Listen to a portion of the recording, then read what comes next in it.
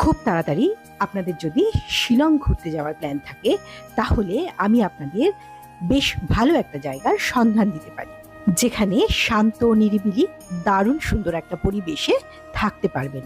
আমি বলছি শিলং রামকৃষ্ণ মিশনের কথা, যেখানে রয়েছে থাকার সঙ্গে সঙ্গে 4 বেলা খাওয়ার ব্যবস্থা। খরচ পড়ছে জনপ্রতি 600 টাকা।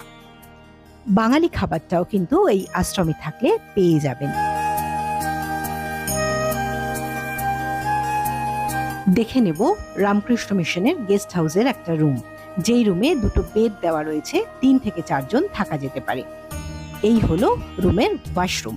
ঠাকুরের মন্দিরটাও একটু দেখে নেব, যেখানে রয়েছেন দিব্যত্রয়ী শ্রী রামকৃষ্ণদেব, মা শারদা এবং স্বামীজি। শিলংয়ের এই রামকৃষ্ণ মিশন গেস্ট হাউস বুক করতে চাইলে স্ক্রিনে দেওয়া মেল আইডিতে যোগাযোগ করতে পারেন। মেলের মাধ্যমেই বুকিং হয়।